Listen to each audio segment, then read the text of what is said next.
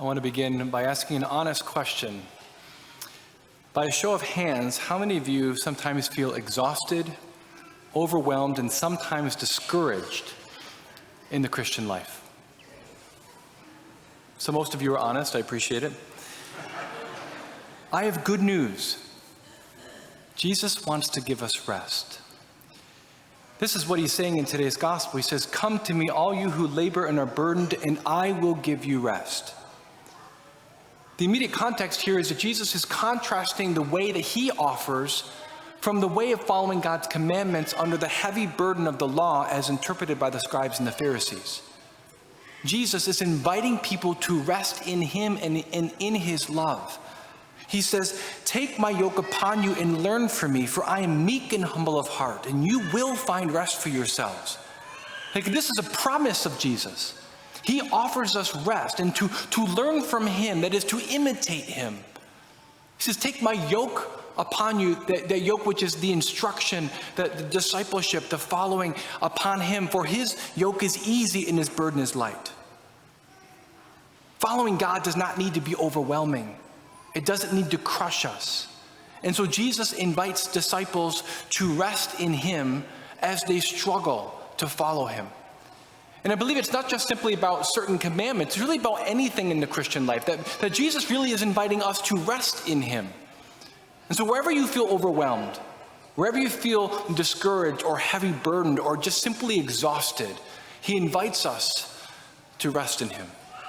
So what does it mean to come to Jesus and receive his rest? Well, the primary way in which we do this is prayer. And there's a lot I can say about prayer and how to do this, but the first thing we need to recognize is the critical role of childlike humility in prayer.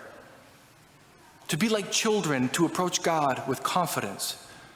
The context of the passage actually bears this out. The context here, it says, "At that time Jesus exclaimed, I give praise to you, Father, Lord of heaven and earth. For although you've hidden these things from the wise and the learned, you have revealed them to little ones." Think about what's happening here. Jesus is thanking God the Father for hiding himself from the wise and the learned. To the people who don't think they need God. To the people who don't think they need to actually allow God to provide for them. And he's thanking the Father for revealing himself to the little ones. Right?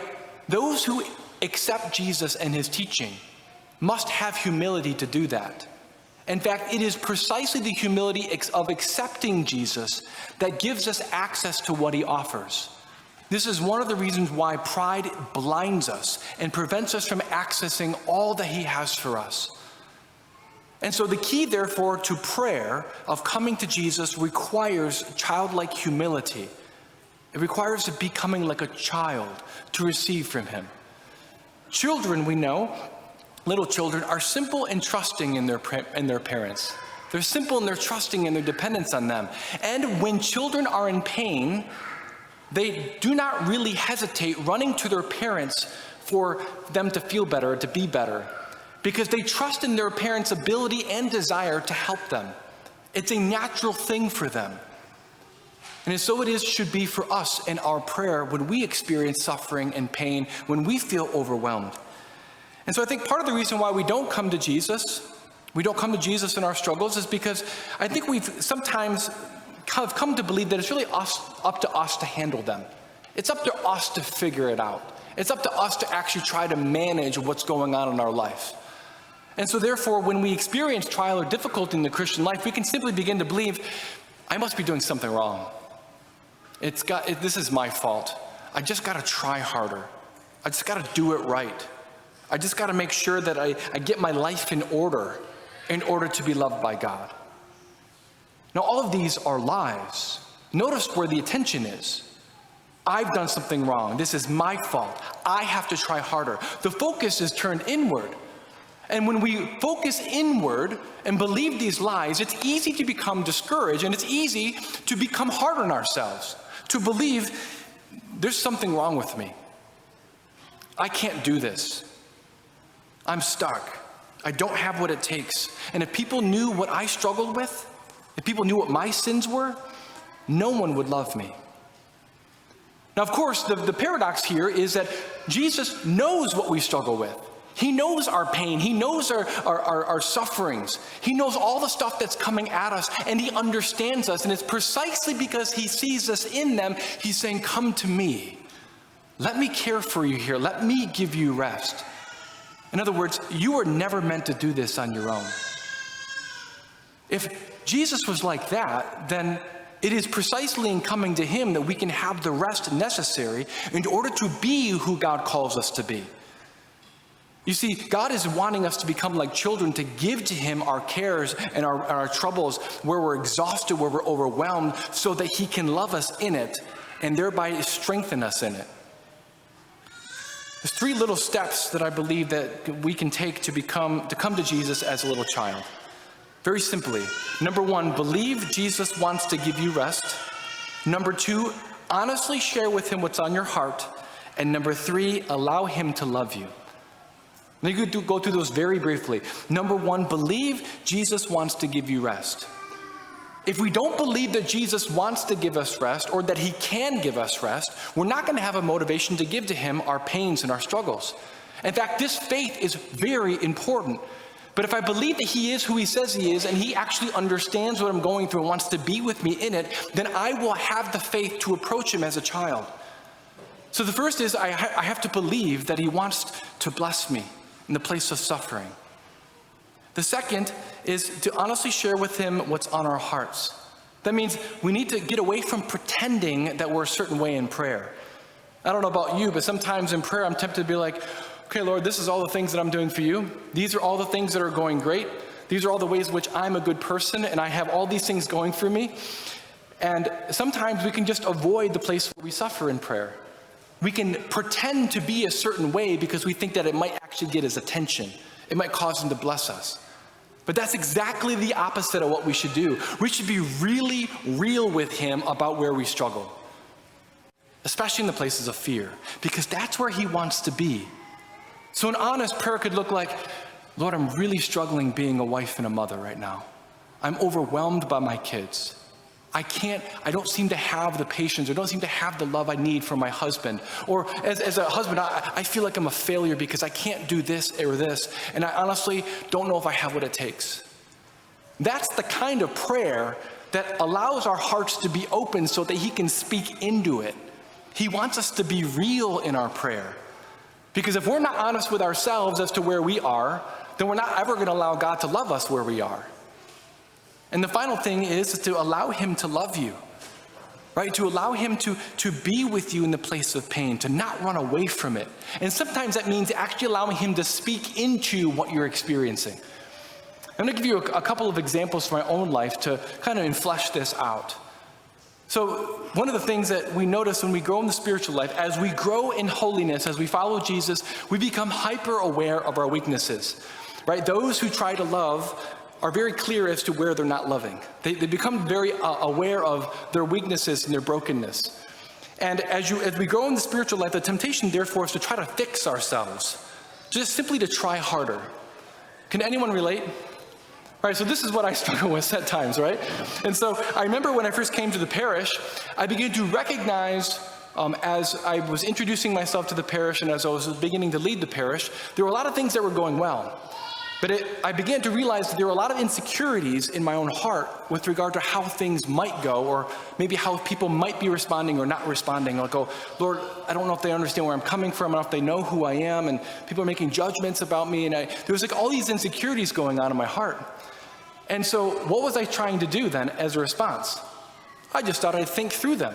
Here's how I can be strong. Here's how I can go against this insecurity. Here's how I can do this. And I was trying to fix myself. Guess what I wasn't doing? I wasn't bringing that to Jesus in prayer.